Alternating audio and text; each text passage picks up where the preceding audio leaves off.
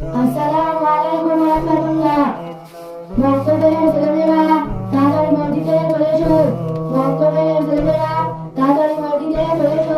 জজমের পরিচয় জজমের পরিচয় জজমওয়ালা হরফ জজমওয়ালা হরফ তাহার ডান দিকের হরকতের সঙ্গে তাহার ডান দিকের হরকতের সঙ্গে একত্রে একবার পড়া যায় একত্রে একবার পড়া যায় যেমন বিমুন জবরমান